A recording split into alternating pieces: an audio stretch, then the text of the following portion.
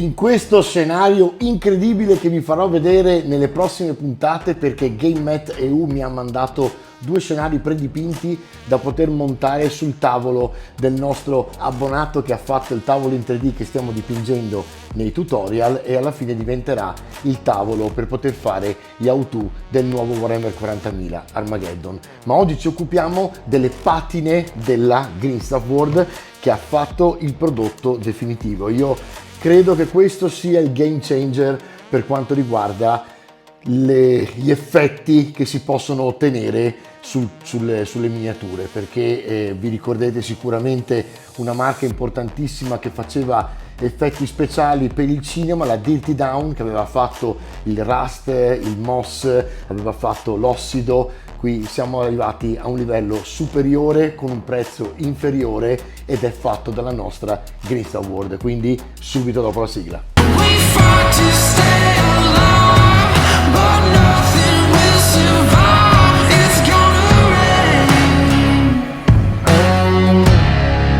Allora ragazzi, innanzitutto direi di dare un'occhiata a quella che è la confezione. Vedete che è scritto Water Soluble Patina, significa che sono assolutamente acrilici, atossici e dissolvibili, diciamo, quindi si possono diluire con l'acqua. Questo è fantastico perché cambia completamente tutte le carte in gioco, perché ovviamente non dobbiamo più usare per esempio l'enamel, e penso che all'interno il Filthy Dirt secondo me potrebbe essere il nuovo Streaking Grime, e fatto tutto quanto con l'acqua e non con l'enamel. Immaginate anche per i vostri figli, per i bambini più piccoli, tutti quelli che hanno difficoltà magari a gestire determinati prodotti, quanto più facile è lavorare in questo modo qui. E vedete che ci sono 6 effetti. Il verdigris, che è il classico, diciamo, ossido che si ha soprattutto sul bronzo, il turquoise oxide, che è praticamente un ossido però turchese, diciamo, che si va a generare anche vicino alla ruggine su per esempio tubi di altro tipo il rame, potrebbe essere il peltro, e ci sono questo tipo di colorazioni. Poi abbiamo lo yellow oxide, che è praticamente la ruggine, e quindi andremo a vedere veramente qual è scusatemi, la differenza tra praticamente questo e i prodotti che abbiamo già utilizzato in passato. Il Filthy Dirty, che secondo me, o meglio Dirt, scusatemi, secondo me questo è il nuovo Streaking Grime, ma adesso lo metteremo alla prova. Il Moss, che è ovviamente il muschio, come da inglese, e poi il Black Soot, che è un altro che mi interessa veramente tanto, che è praticamente l'effetto carbone. Anche questo è eccezionale, per esempio, per andare a fare tutti quelli che sono i falò spenti, tutti quelli che sono le turbine che hanno lanciato una forte fonte di calore e poi si sono spente, hanno quei getti neri che poi sopra, dipingendo con questo, diventano proprio simil carbone.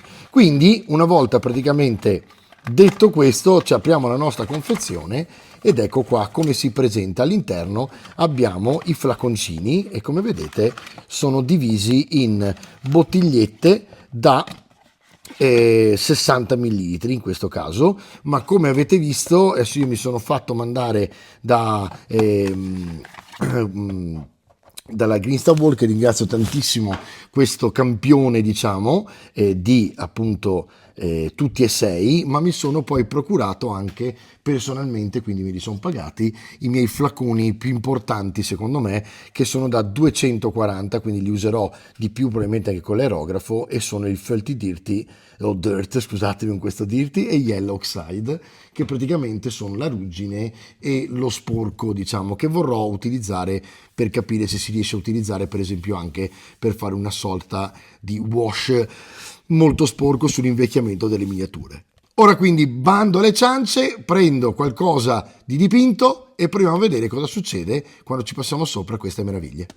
Allora ragazzi, partiamo dal Filthy Dirt proprio e andiamo a vedere quanto è simile allo Streaking Grime Enamel, e vi faccio notare che tutti hanno il tappino, quello nuovo della Green Stuff, che permette di non avere gocciolamenti vari, di non sprecare prodotto, e oltretutto quando si va a bucare, perché adesso va bucato ovviamente nuovo il prodotto, praticamente poi voi avete un, diciamo, pezzettino che si chiude che leva le incrostature anche intorno, quindi praticamente questo tappo nuovo ci permette di avere lo spreco minore possibile e oltretutto di non far troppo seccare il colore e creare quelle famose gommine o croste intorno, no? Mi sono preso uno strumento come questi da Greenstuff che ha un puntale, l'ho allungato, si può ovviamente, guardate, allungare, diminuire come volete voi, e in questo caso mi è molto utile per questa cosa, basta appoggiarsi sopra, fate attenzione, spingete leggermente e poi avete ovviamente il vostro buco, ok? Andiamo a vedere cosa fa questa patina.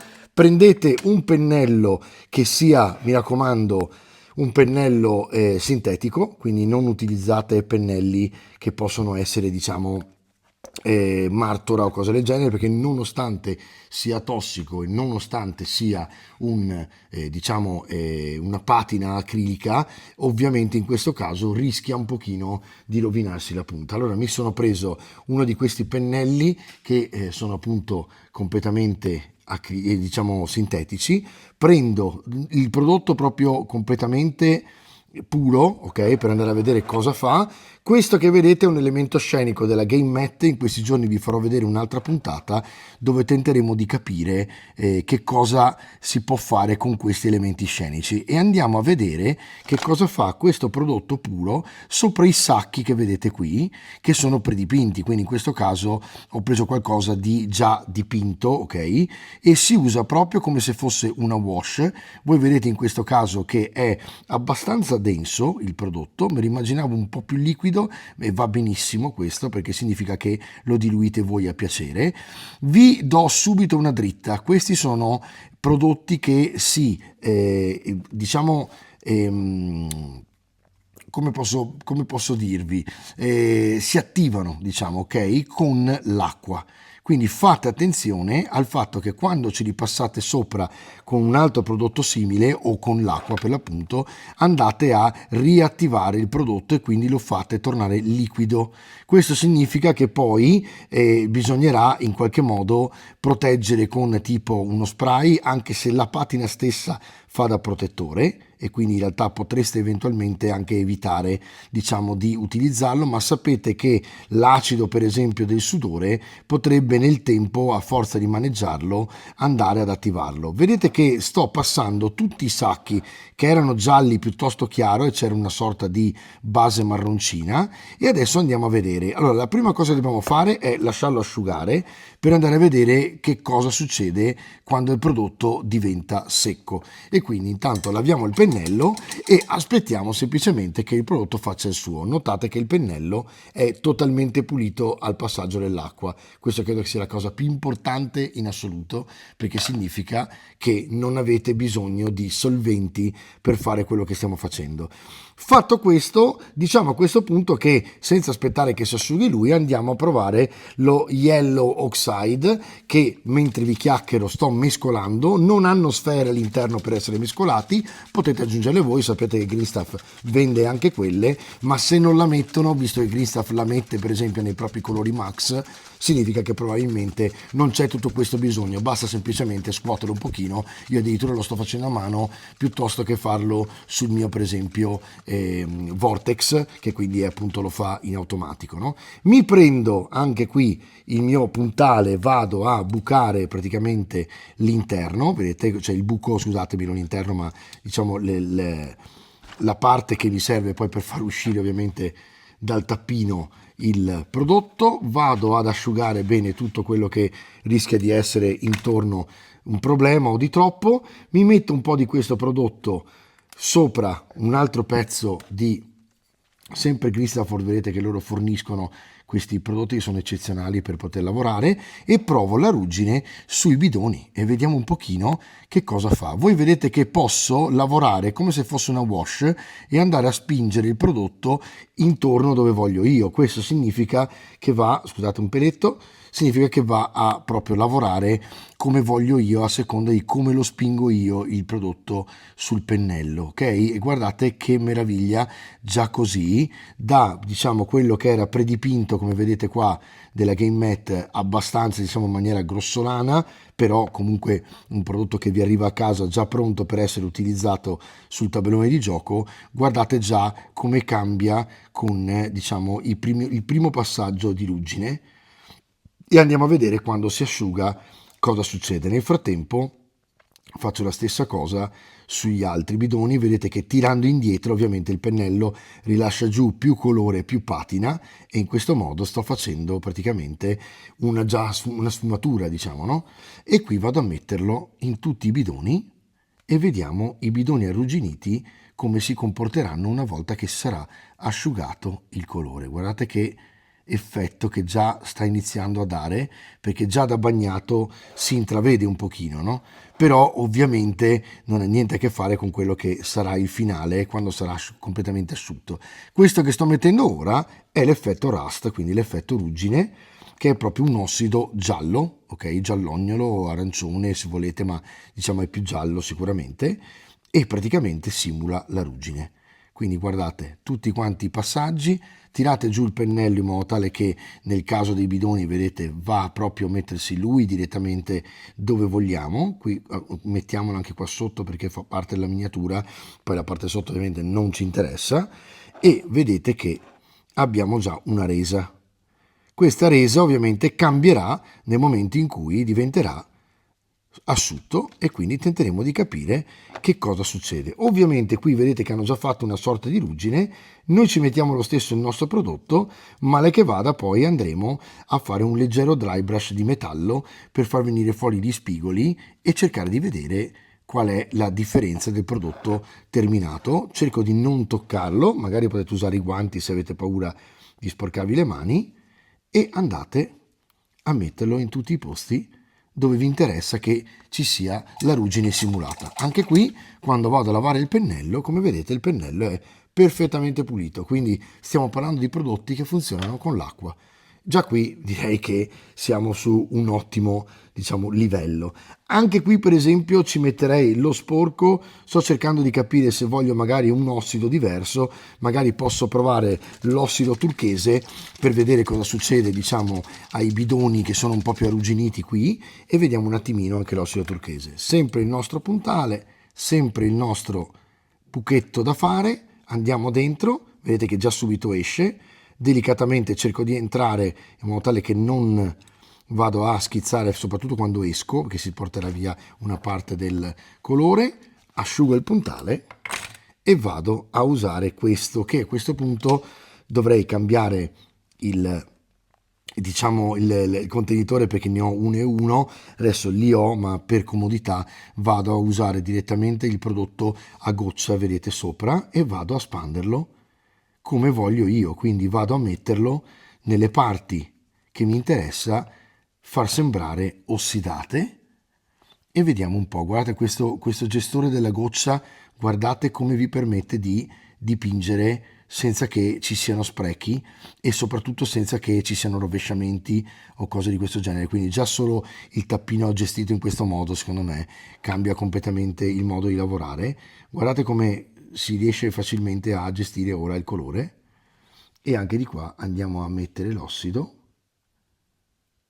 E adesso ragazzi, senza dover scaldare nulla, senza dover usare phon e altro, è sufficiente che si asciughi, quindi non facciamo altro che lasciare asciugare il colore e vediamo il risultato. Allora ragazzi, vi ho preso un altro elemento scenico per farvi vedere la differenza fra il prima e il dopo. Quindi quello che vedete attualmente è la differenza fra il prima e il dopo aver usato le patine. Abbiamo usato 3 patine che sono il Turquoise Oxide, lo Yellow Oxide e il Filthy Dirt per adesso, e la cosa che mi preme ora farvi vedere è che più o meno verso la fine del processo, mentre si asciuga, potete prendere uno strumento come questo, che in sostanza è un cotton fioc della Greenstaff World un po' più evoluto. Da asciutto potete praticamente andare sui bordi, come vedete, e andare a colorare o decolorare in realtà il prodotto stesso,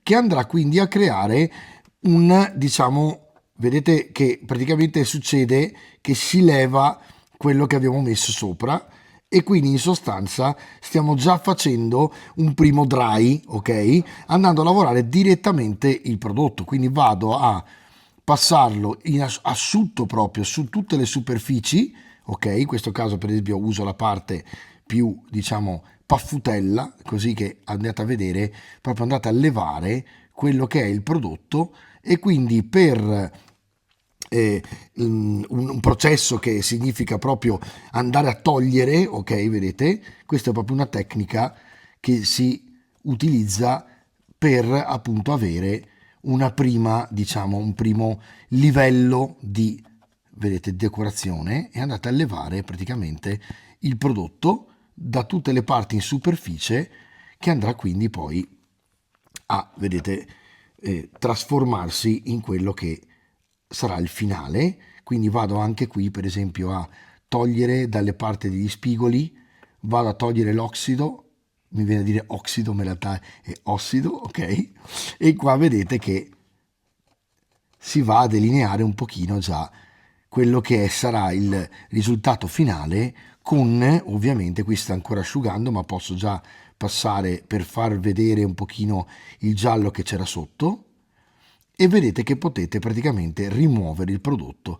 Ora cosa succede? Se io vado a bagnarlo nell'acqua e quindi mi vado a prendere praticamente sempre lo stesso cotton fioc, diciamo, ma bagnato nell'acqua, e vado a passarlo, vado a riattivare il colore, vedete che va proprio a espandersi, si leva dalle superfici dove sto passando il cotton fioc, ma va poi a diluire quello che c'era già, che si riattiva, e in questo modo qui io vado a fare ulteriori sfumature.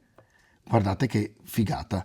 E questo tutto con pochi passaggi di colore arrugginiti, sostanzialmente vedete i bidoni diventano arrugginiti, ma posso arrivare a rimuovere praticamente l'effetto, o a vedete, passarlo dove voglio io, per farlo diventare praticamente come mi interessa di più. Ovviamente adesso io non vado a mescolare i due colori, cioè le due patine in sostanza, e guardate il risultato che mi dà.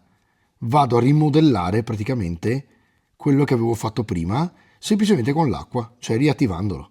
Adesso ovviamente dovrò lasciare di nuovo asciugare il tutto, vedete che si è proprio ingiallito in questo caso, perché in questo caso è uno yellow oxide, e vado praticamente a trasformare il mio elemento scenico in qualcosa di più realistico, e vediamo cosa succede quando questo va ad asciugarsi. E guardate comunque già la differenza di profondità e di contrasto che si va a creare quando utilizzate i prodotti di patina piuttosto che non utilizzarli.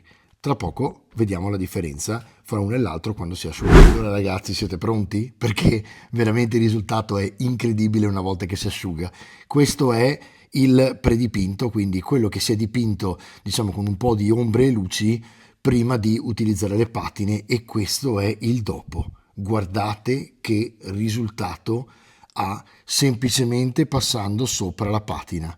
Quindi abbiamo, faccio uno zoom così lo vedete per bene, guardate, abbiamo, vedete, l'effetto ruggine che va a ingiallirsi e poi ovviamente va a creare quell'effetto più scuro del, diciamo, proprio, se guardate l'arancione, no? Guardate, incredibile, guardate che roba i bidoni. E ho fatto un solo passaggio di colore puro, e dopo, se vi ricordate, ho passato leggermente un po' di acqua. Qui avete l'ossido e qui avete lo sporco sui sacchi, che adesso vedete si sta proprio delineando di più, no? Guardate la differenza fra luci e ombre semplicemente così, e poi il passaggio dell'invecchiamento. Poi potete prendere, quindi questo possiamo levarlo ora che abbiamo capito bene o male, possiamo prendere uno strumentoforo come questo, che come vedete vi permette di aprire una diciamo punta di metallo, e così ad asciutto potete andare a grattare via le parti superficiali che vi interessa far tornare più in luce. Quindi passando in questo modo vedete, fate degli scratch e questo è uno dei modi. Ovviamente la Green Stuff per esempio suggerisce di utilizzare l'acqua e quindi di riprendere sempre uno strumento come questo a cotton fioc inumidito. Siccome appunto è inumidito, voi andate a passare sopra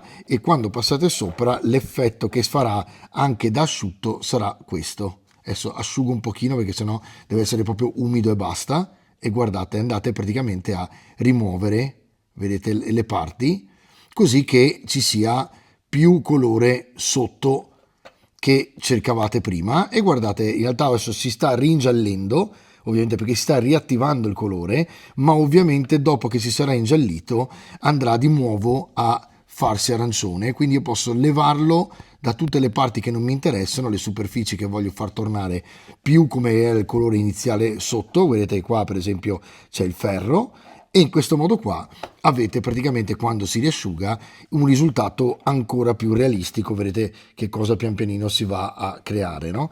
Ma comunque anche con lo scratch, diciamo, vedete, passando dopo tipo spolverata, con lo scratch ad asciutto, andate a rimuovere il prodotto e guardate che effettone che fa alla fine. Si vede la differenza, no? Con questo. E guardate, se passo leggermente così sopra, senza proprio fare altro che spolverare leggermente i sacchi di sabbia, vedete che mettono i soldati per ripararsi, e guardate il risultato.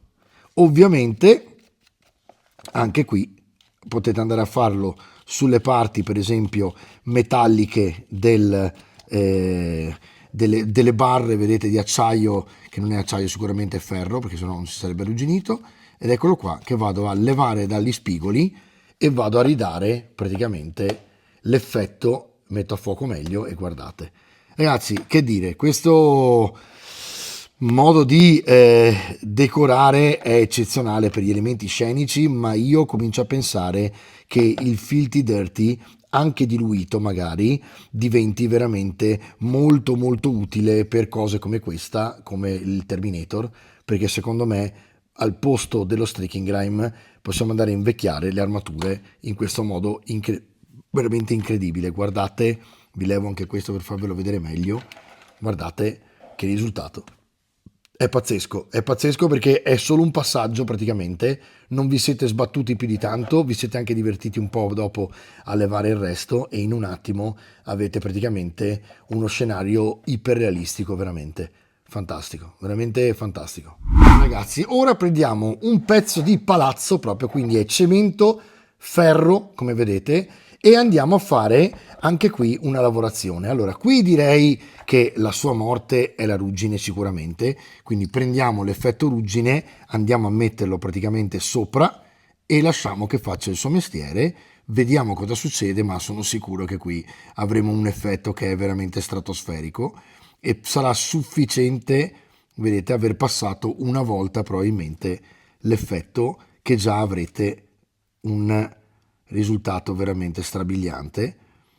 E guardate con che facilità poi c'è, è semplicemente come se fosse una wash, lo spingete dove volete voi e basta aspettare. Ora ovviamente qui la parte più intorno la andiamo a rimuovere. Se ci sono dei punti che sono un po', diciamo, da rimuovere, andate con l'acqua e lo riattivate rimuovendolo, vedete?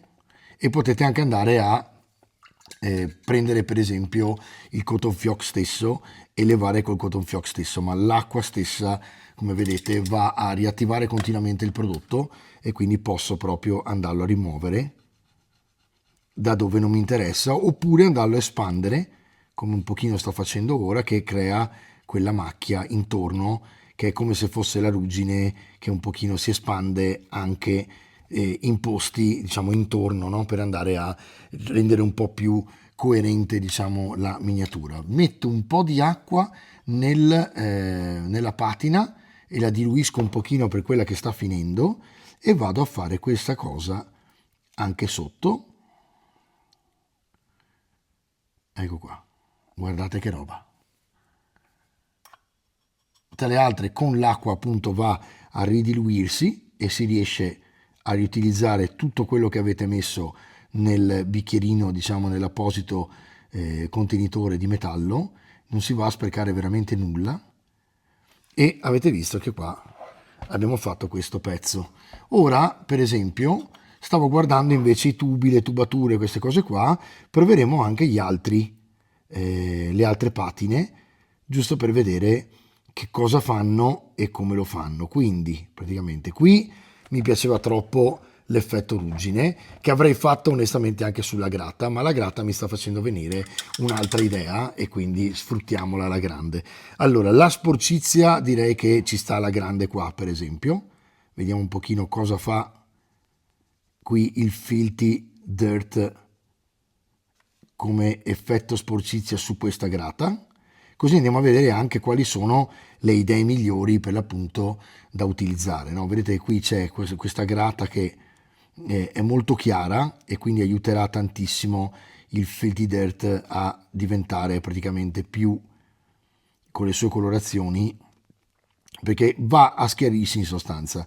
Quindi il moss, per esempio, va proprio a imitare i licheni, che sono un po' più chiari, quindi da verde, ho già visto nell'immagine, si va ad avere un'immagine, cioè una colorazione più chiara che va verso i licheni, e in questo caso il Filthy Dirt va proprio a sporcarsi come se fosse polvere, quindi avrà una parte scura e una parte chiara. Vado a fare, come vedete, il bordo per bene, in modo tale da non lasciare parti non coerenti, come piace dire a me, perché diciamo che il bello, secondo me, del modellismo statico, soprattutto diciamo, degli elementi scenici, è l'iperrealismo, no? Quindi riuscire a imitare praticamente con le tecniche di colore e la vostra bravura, in sostanza, riuscire a imitare, diciamo, quello che è la realtà, ok? Adesso prendiamo questa grata, per esempio. La grata vorrei andarla diciamo, a toccare con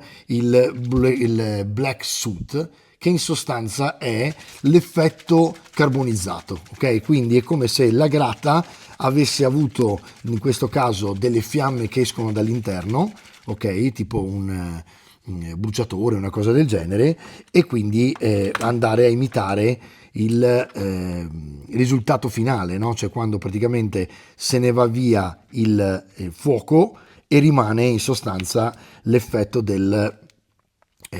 appunto del carbone e del carbonizzato, quindi molto utile per esempio per tutti quelli che sono gli elementi industriali, per tutte le marmitte, per esempio le railgun, che potrebbero essere queste verso fuori qui intorno alla railgun del Terminator. Questi sono i Terminator che andremo poi a riprendere per fare appunto un upgrade, ovviamente, per quelli sono solamente la base d'aerografo, no? Andiamo a mettere il nero direttamente sul miniatura, vado a gestirla con il pennello. Guardate, ne metto un altro po', guardate che spettacolo poi che sono questi contagocce nuovi, tappini neri della Greenstuff, che permettono di lavorare in questo modo senza dover usare nemmeno un piattino per andare più veloci, e vedete che non c'è niente di spanto in giro.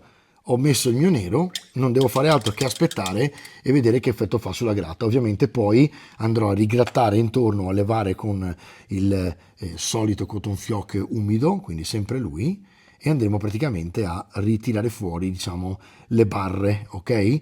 Poi, per esempio, questo qui che invece è proprio una tubatura, vediamo, mettiamola in modo tale che si veda, facciamo così, dai, eccola qui, andiamo a trattarla con l'ossido. A questo punto ci sarebbe il verdigris, che però in questo caso qua forse ci sarebbe di più da utilizzare di nuovo il turquoise, no? Quindi il verdigris andrebbe più utilizzato su un bronzo, e quindi magari gli dedicheremo una puntata a parte dove vedremo il bronzo, e potremmo per esempio andare a vedere un pochino il moss, e quindi andare a vedere che cosa succede a quelle parti che potrebbero essere state diciamo colpite dall'umidità e quindi da un effetto muschio che anche se in città si vede meno, sicuramente si può avere, perché in questo caso il muschio cresce, diciamo, nelle parti più umide delle case, ovviamente verso nord. Sapete che per esempio nei boschi, se vi perdete, il nord lo localizzate guardando dove cresce il muschio, perché cresce nella parte che è più in ombra, quindi chiaramente la parte che è più a nord. Allora vado a bucare anche questo e andiamo a vedere l'effetto moss. Che cosa fa? Ne userò poco in questo caso perché non voglio fare le case estremamente verdognole, però è chiaro che ci può essere, vedete, metto un po' di effetto patina sopra il pennello direttamente, guardate il contagocce sempre come gestisce bene questa cosa, e vado a metterlo in un punto che mi sembra possa essere coerente con... Oggi mi piace la parola coerente, ragazzi, non vi arrabbiate. Vedete, nelle fessure il moss ovviamente diventa abbastanza plausibile, ok? Quindi cercate di guardare le fotografie della natura, guardate o andate a fare un giro, cercate, insomma, guardate, quando guardate gli elementi scenici in giro per il mondo e siete in vacanza e guardate per esempio appunto il mare piuttosto che la sabbia, piuttosto che appunto tutte queste increspature negli edifici, voi andate praticamente a guardare bene che colorazioni hanno e cercate di pensare sempre quando tornate a casa come potreste riprodurre quegli effetti. Ora il moss lo rimetto qui, lo lascio effettivamente, vedete, molto tranquillo, non metto altri effetti, vado molto easy proprio in questo caso e lasciamo che anche questo si asciughi e vediamo il risultato finale, quindi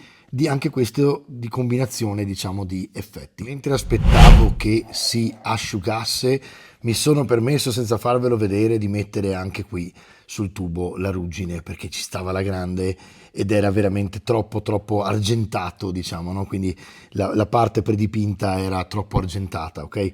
Allora adesso, come vedete, la ruggine è veramente eccezionale perché da giallo diventa arancione e da arancione diventa addirittura marrone, quindi simula direttamente da sola con un passaggio, a seconda di dove c'è più prodotto o meno prodotto, va a simulare i vari passaggi della ruggine proprio dal giallo, diciamo, all'arancione marrone scuro, no?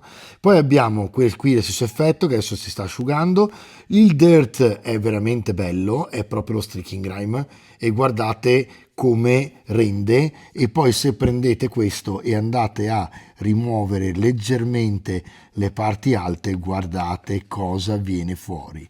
In un attimo avete praticamente fatto il vostro elemento scenico senza dover fare dry brush, senza dover fare niente. E guardate, cioè guardate, basta passare così, leggeri. Io dico che quasi ora come ora preferisco di più grattare il prodotto secco che andare a ripassare sopra con praticamente il cotton fioc inumidito, ma col cotton fioc inumidito per esempio possiamo andare a passare sopra la grata nera, che a questo punto però tra l'altro devo stare attento perché rischia, il cotton fioc è un po' sporco di ruggine, anche se in realtà guardate mi sta venendo già in mente mentre lo faccio la figata del fatto che vanno a mescolarsi le due cose. E poi sempre passando leggermente con questo, magari la parte centrale, vado a far riaffiorare le grate sulla parte, diciamo, esterna. E già anche qui vedete l'effetto, è pazzesco, cioè con un solo passaggio guardate che cosa tirate fuori da una miniatura. Guardate qui, questa per esempio che è la tubatura, vedete che vado a prendere la parte più alta, la gratto tutta verso una direzione, quindi dall'alto verso il basso, sto grattando la stessa direzione in modo tale che gli scratch siano coerenti. Oggi la parola coerente la userò 800 volte e guardate cosa salta fuori. Viene fuori il, diciamo, metallo che era sotto, che a questo punto, anche se è argentato, riesce a darmi l'effetto che volevo io, anzi forse in questo caso è meglio ancora che sia argentato perché ha bisogno di essere luminoso quando esce. E guardate i due effetti finali che roba, in un attimo proprio, in un attimo, passaggio praticamente di patina e poi semplicemente un po' di scratch. Guardate anche le grate con la ruggine, guardate qui in un attimo come tirate fuori, rimuovendo semplicemente un po' di colore che si è asciugato, la patina ovviamente. Il muschio nel frattempo, guardate, si sta praticamente andando a seccare e man mano che secca diventa chiaro. Quindi una volta che sarà totalmente finito, simulerà proprio i licheni e sembrerà proprio che sia muschio, perché la parte verde rimane quella interna, gli esterni fanno come una crosta, diciamo, bianca, quindi la parte con meno liquido diventa praticamente piuttosto bianchiccio. Guardate il risultato finale di una cosa del genere rispetto a come era prima predipinto. Lo vedete? Guardate la differenza. Profondità, colore, direi veramente che c'è tutto. Ragazzi, per ora è tutto. Mettiamolo così che intanto ve lo godete e vi lascio a un breve recap di Goblin.